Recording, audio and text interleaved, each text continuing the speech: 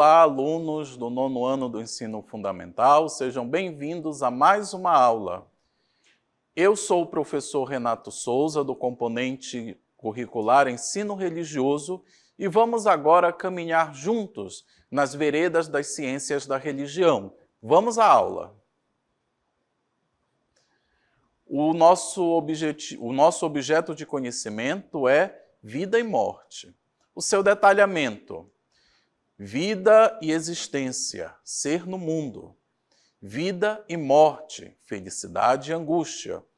Os ritos fúnebres nas religiosidades dos povos indígenas do Amazonas. Agora, pegue o seu caderno, pegue a sua caneta e atenção, porque a aula vai começar.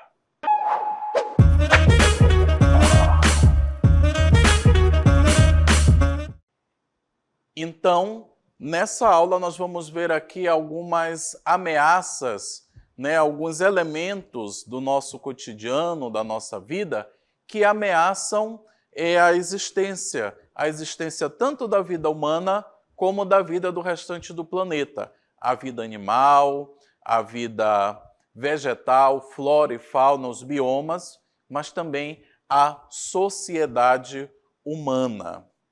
Ok? Vamos lá para a primeira ameaça, a primeira grande ameaça que nós encontramos nessa nossa reflexão. Nós fizemos aqui uma relação de elementos que nós vemos no nosso dia a dia, nos meios de comunicação, que nós vemos na internet, que nós vemos em todas as mídias e que nós sabemos que ameaçam a vida em todas as suas expressões. Vimos que a vida,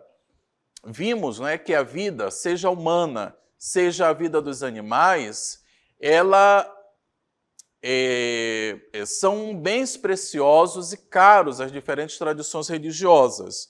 Por isso que muitas vezes a religião vai fazer essa denúncia. Olha, tal coisa está ameaçando a vida, tal coisa está ameaçando aquele bioma, aquele ecossistema. Tal atitude humana ameaça a vida daquela sociedade, ameaça a vida daquele povo. E assim, as religiões em muitos lugares do mundo atuam de forma profética, fazendo essa denúncia e não só denunciando, mas também apresentando soluções para aqueles problemas. Aí nós poderíamos elencar como soluções que as religiões apresentam, por exemplo, na Igreja Católica, as pastorais sociais, movimentos, projetos sociais capitaneados por igrejas cristãs, por grupos religiosos que procuram resguardar a vida, aí onde muitas vezes o poder público ou a iniciativa privada não chega. E é a religião que vai tapar esse buraco. Ao longo da história da religião, sobretudo no Ocidente, é a religião quem vem cuidando da vida nos seus aspectos mais delicados, socorrendo os mais pobres, socorrendo os mais necessitados, aqueles que estão com a vida mais ameaçada, mais vulnerável. Então vamos ver aí o primeiro elemento que há no mundo, que está presente no mundo e que ameaça a vida humana, a vida do planeta. Vamos lá, o primeiro elemento: a guerra e violência. Duas coisas que estão profundamente interligadas. Olha que cenário mais doloroso, olha que cenário mais sofrido. É o cenário da guerra. A guerra, ela muitas vezes, sempre ela sai do controle, ela se espalha, ela atinge pessoas mais fragilizadas, ela atinge pessoas inocentes e muitas vezes quem comanda a guerra está atrás, está nos bastidores da história, comanda a guerra lá de longe, enquanto pessoas inocentes morrem, sofrem, ficam com sequelas terríveis quando conseguem escapar da guerra. Ficam destruídas. A guerra ela não destrói só um território geográfico, ela destrói toda uma história, ela destrói toda uma existência, ela destrói toda uma sociedade, ela pode destruir um ecossistema. Vamos lá. uma das principais ameaças à vida, principalmente à vida humana, são a guerra e a violência. A decisão de um país, a decisão de um governante de entrar numa guerra sempre é tomada sem ter em consideração os povos dos países envolvidos, das regiões envolvidas, que são os que mais sofrem. Idosos, enfermos, crianças, mulheres, são os que mais sofrem nessas guerras, né? São os que mais morrem. É inconcebível. Né? Não há motivação, não há nada que justifique a guerra. Né? Na guerra, todos os lados saem perdendo. Né? Então, a gente precisa ter esse olhar crítico, esse olhar cuidadoso e sempre dizer não à guerra e a toda forma de violência. A violência é um mal crônico da nossa sociedade e presente principalmente nas maiores cidades. A violência, né, que está nesse tópico da nossa aula, está acompanhando a guerra, ela é um mal crônico que está na sociedade. Às vezes a sociedade não está em guerra, mas é uma sociedade violenta. É uma sociedade que você não pode ficar até tarde na rua, você precisa tomar cuidado no ônibus, no transporte coletivo, você precisa tomar cuidado no retorno para casa, ao sair de casa, você não pode andar com seu celular na mão, você precisa trancar a sua casa. Graças a Deus, nos nossos interiores, a violência ainda não é uma realidade muito dura, mas na cidade grande é uma realidade que causa muita dor. Né? Pessoas desaparecidas, né? Pessoas que são desaparecidas mais tarde são encontradas sem vida, né? São aspectos da violência. Guerra e violência chegam a ceifar a vida de milhares de pessoas ao ano em todo o mundo, milhares de seres humanos. Sem falar na multidão de pessoas que adquirem sérias sequelas oriundas dessas duas tristes realidades. Sequelas físicas, mentais, emocionais, existenciais.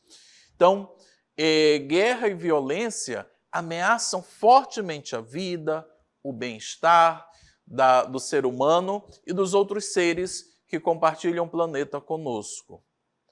Um outro elemento que também é muito preocupante e que ameaça a vida, o bem-estar das pessoas, dos animais no nosso planeta é a fome. A fome, ela é um outro elemento, uma outra realidade que nos causa grande dor, que nos causa grande sofrimento e nos preocupa.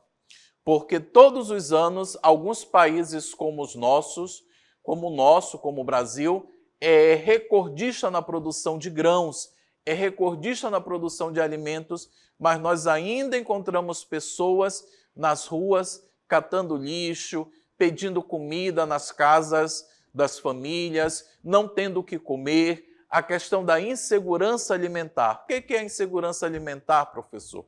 A insegurança alimentar é você tomar café da manhã, mas você não sabe se você vai ter comida para almoçar.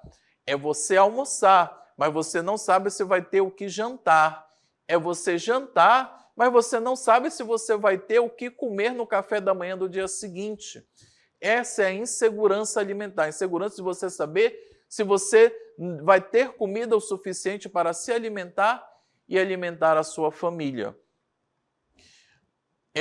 A realidade da fome atinge milhares de pessoas no mundo inteiro, né? E de países que são ricos ou países que têm potencial para produzir alimento, que muitas vezes, por causa da guerra, como nós vimos, e por outros elementos que nós vamos ver adiante na nossa aula, são países que não conseguem resolver o problema da fome dos seus próprios habitantes.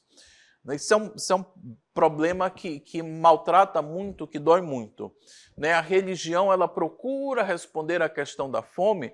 Muitas igrejas, muitas comunidades religiosas procuram resolver o problema da fome fazendo campanhas ao longo do ano, com a distribuição de cestas básicas. Né? Isso é muito importante, isso é uma atividade que deveria ser permanente nos grupos religiosos. A questão da fome, ela está ligada à questão da pobreza, da qual milhares de seres humanos estão sujeitos no mundo. Sempre houve pobres no mundo. Mas com tantos avanços científicos e tecnológicos que nós temos no mundo, é escandaloso, é vergonhoso ver pessoas morando na rua sem ter o que comer ou em situação de insegurança alimentar. É vergonhoso, gente. Olha o dado que nós trazemos aí. Em 2022, cerca de 3,5% da população brasileira vive abaixo da linha da pobreza. Dos países que contêm o G20, as 20 maiores economias do mundo, o Brasil é o segundo país em quantidade de pessoas nessa situação socioeconômica, nessa situação abaixo da linha da pobreza. Atrás somente da Índia, que tem 16,4% da população na mesma situação. A Índia é um país muito populoso, então 16,4% é muita gente, lá que vive em situação de pobreza. Então, para um país como o Brasil, que tem essa riqueza de terras férteis, essa riqueza de produção de grãos, é escandaloso. Então, muitas vezes, os líderes religiosos precisam denunciar, precisam falar isso com força para os nossos governantes. E as religiões, os grupos religiosos, precisam se organizar em campanhas para que a fome das pessoas, a necessidade mais básica da pessoa, que é a alimentação, possa ser atendida. Um outro fator que preocupa muito a questão da vida, é a concentração de renda. Vocês perceberem, todos esses fatores que ameaçam a vida, eles estão interligados, todos esses fatores. A concentração de renda, que é uma das principais causas da pobreza no mundo. Ainda na questão econômica, outra ameaça à vida e à dignidade das pessoas é a enorme concentração de renda, ou seja, de riqueza, nas mãos de poucos, enquanto a grande massa da população mundial permanece na pobreza. Isso é um escândalo, e isso ameaça diretamente a vida. Enquanto uma pequena parte da população de um país tem grande concentração de riqueza nas mãos, ou seja, pouquíssimas pessoas de verdade ricas, a grande massa da população sofre com a ausência de saúde de qualidade, de médicos, de centros de saúde, de educação, de todo tipo de assistência social. E os bons hospitais, as boas escolas, as boas universidades ficam para esse pequeno grupo que concentra muito dinheiro na mão. E quem concentra dinheiro, concentra poder. Isso é interessante. Para a gente ver como esses elementos estão muito ligados. A concentração de renda, ela está ligada à fome. Por quê? Porque essa pequena parte da população que concentra muito dinheiro nunca passa fome, sempre tem comida. Mas a grande massa, que não tem tanto recursos, que não tem tanto dinheiro, ou mesmo que vive abaixo da linha da pobreza, essa passa fome, passa necessidade, sofre insegurança alimentar. Vamos para mais informações. Há pouquíssimos ricos e milhares de pessoas pobres no mundo.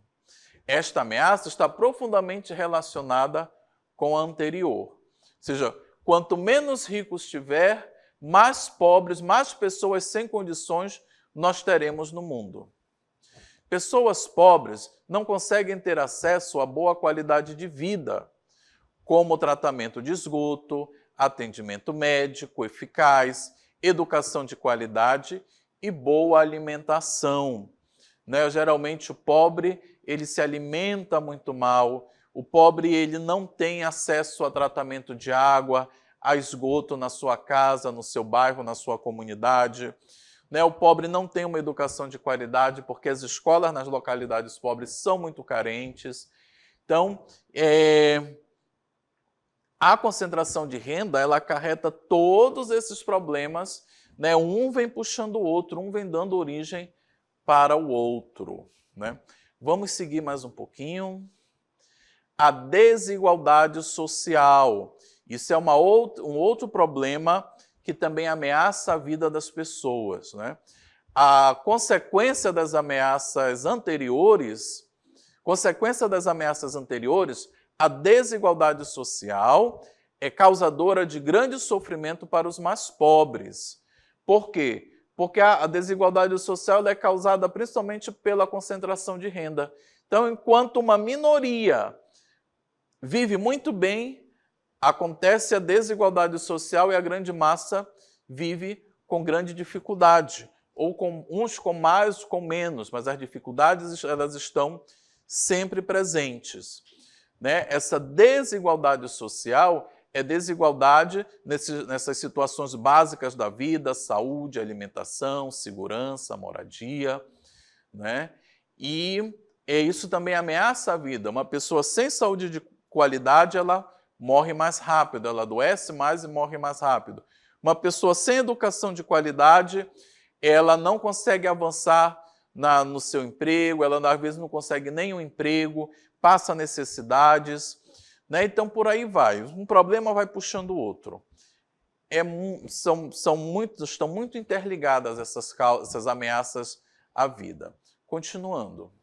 Enquanto uns poucos têm acesso aos melhores serviços como educação, saúde, boas habitações, bons empregos e conseguem isso quase que sem esforço algum, a grande maioria das pessoas precisa se esforçar bastante, às vezes toda uma vida, para conseguir um pouco ou mesmo menos do mínimo, né?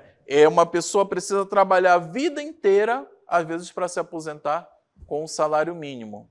Enquanto tem gente que só trabalha alguns poucos anos e já se aposenta. E bem, né? Pessoas precisam estudar e trabalhar mais, né? A grande maioria trabalha e estuda ao mesmo tempo, enquanto alguns poucos só trabalham porque têm mais facilidades de vida, né? Isso é um problema, um debate na nossa sociedade, né? Que alguns chamam de meritocracia. Quanto mais você se esforçar, quanto mais você se empenhar, mais você vai conseguir. Gente, isso é balela, isso é história, né? Nós sabemos pelas nossas próprias vidas, né, o quanto que nossos pais trabalham ou trabalharam para poder dar o mínimo para a gente, né? E muitas vezes conheço histórias de famílias que o pai e mãe morreram e não conseguiram tirar a família da miséria. E não foi falta de trabalho, não foi falta de esforço, né? Não é só o muito esforço ou pouco esforço que vai resolver essa situação. Há vários outros fatores. Uma minoria tem tudo muito prático, muito dado, tudo assim na mão. Precisou de tal coisa, está aqui. Precisou de um computador, está aqui, né? Enquanto nós, para comprarmos um computador, temos que economizar quantos meses, né? Então, essa desigualdade social também ameaça bastante a vida das pessoas, né? A vida dos seres humanos. Vamos mais um pouco.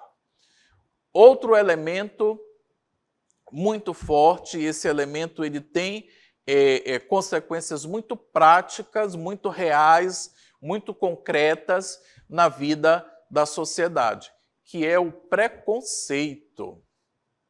É o preconceito. Muitas pessoas têm a vida ceifada, morrem por vítima de preconceito.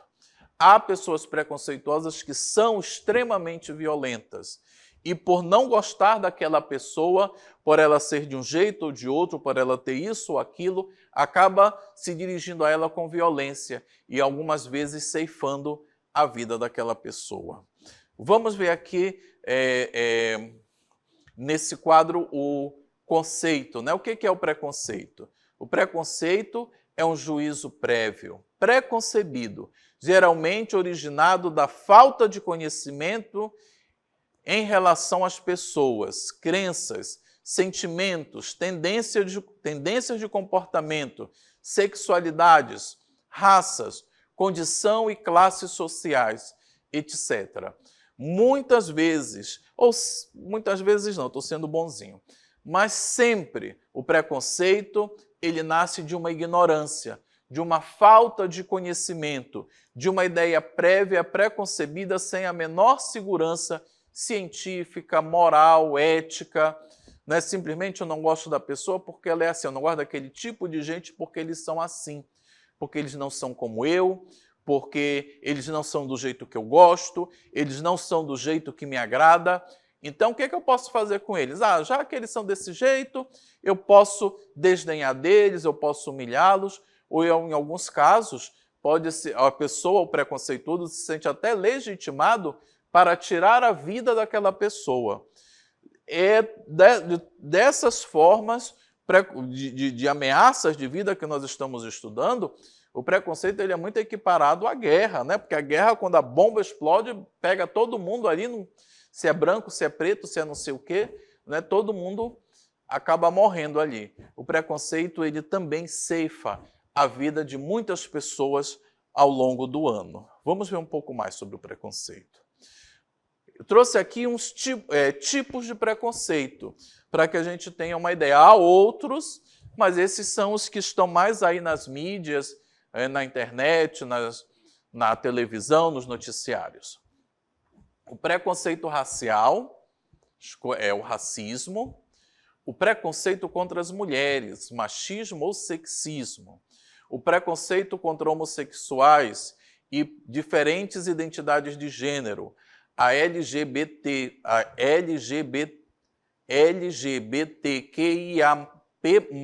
fobia.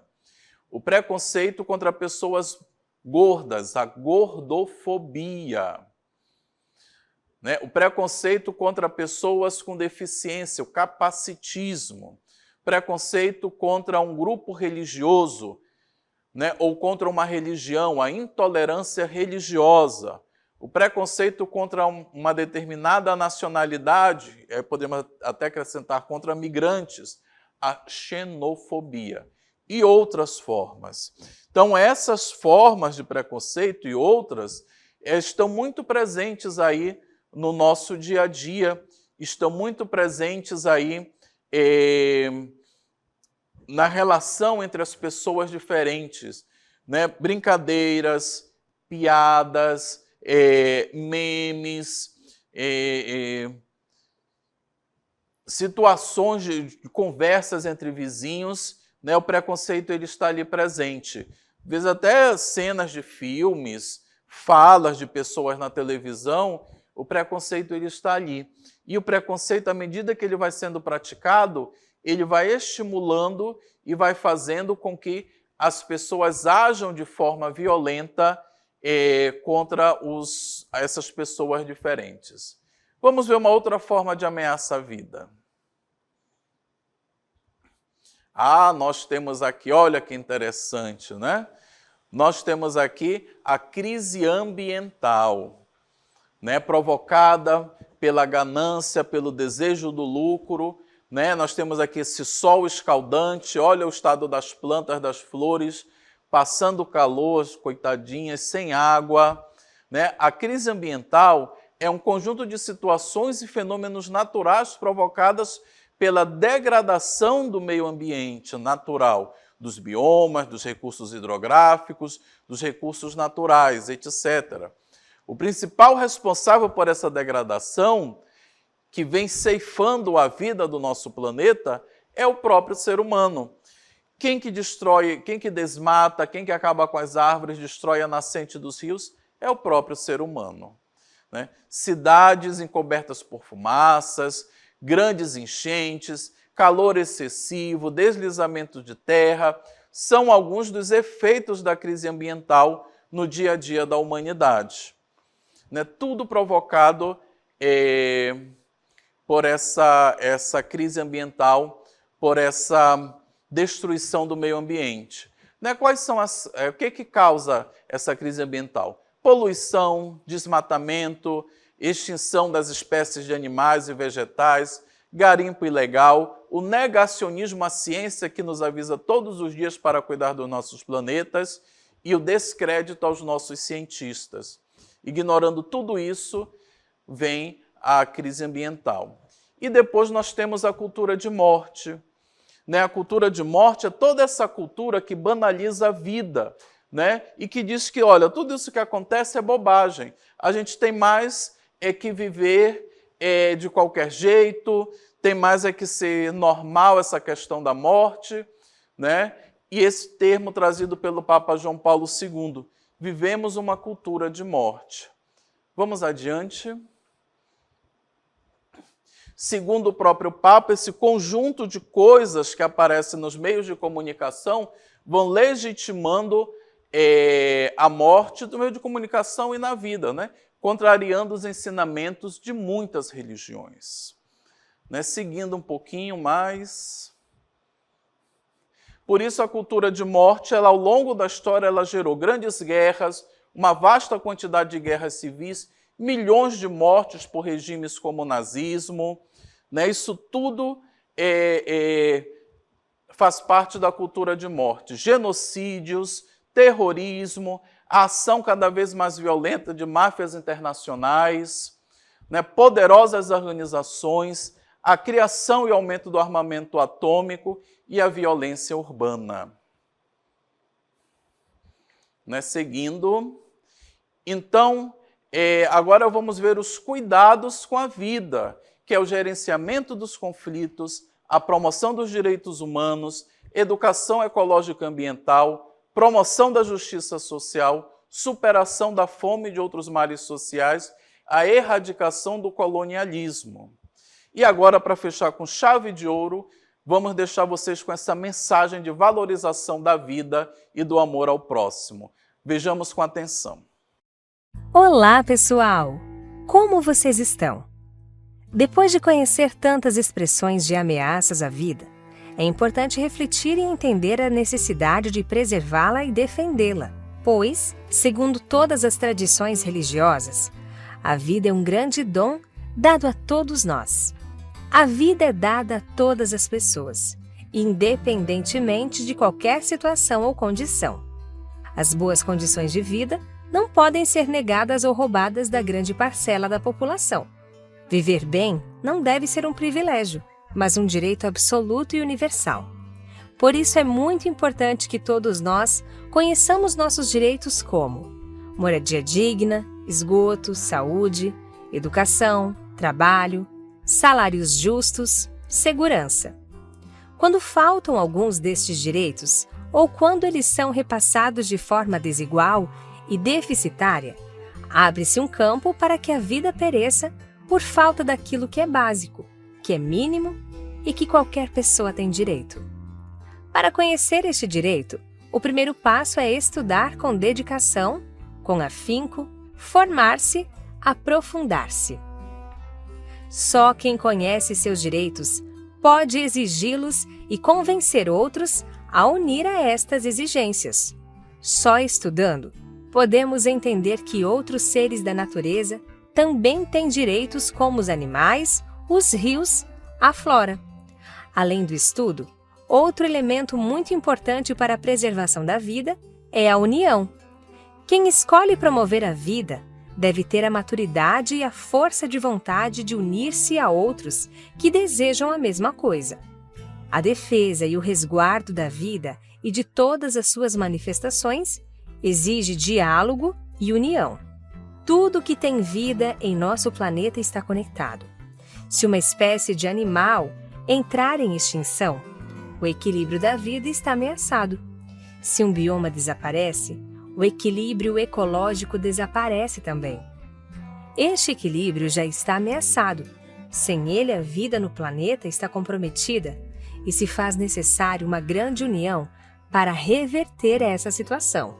Para concluir, apresento a vocês o belíssimo texto atribuído a São Francisco de Assis, o Cântico das Criaturas, no qual ele agradece a Deus por toda a obra da criação como a grande manifestação da vida pensada e executada por Deus, o Criador. Cântico das Criaturas, São Francisco de Assis.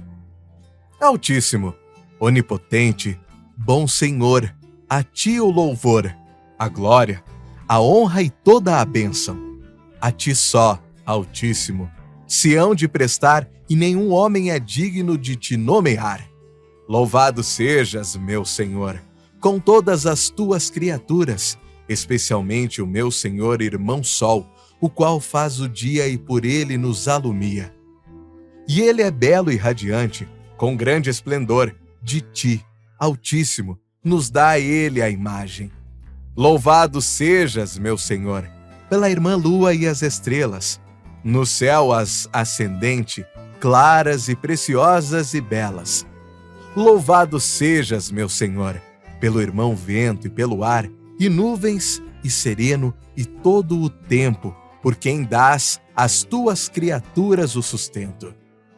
Louvado sejas, meu Senhor, pela irmã água, que é tão útil, e humilde, e preciosa, e casta. Louvado sejas, meu Senhor, pelo irmão fogo, pelo qual alumias a noite, e ele é belo e jucundo e robusto e forte. Louvado sejas, meu Senhor, pela nossa irmã, a Mãe Terra, que nos sustenta e governa, e produz variados frutos com flores coloridas e verduras. Louvado sejas, meu Senhor, por aqueles que perdoam por teu amor e suportam enfermidades e tribulações. Bem-aventurados aqueles que as suportam em paz, pois por ti, Altíssimo, serão coroados. Louvado sejas, meu Senhor, por nossa irmã, a morte corporal, a qual nenhum homem vivente pode escapar. Ai daqueles que morrem em pecado mortal. Bem-aventurados aqueles que cumpriram tua santíssima vontade, porque a segunda morte não lhes fará mal. Louvai e bendizei a meu Senhor, e dai-lhe graças, e serve-o com grande humildade. Então, deixo vocês com essa mensagem de São Francisco de Assis. Obrigado pela atenção de vocês e até a próxima.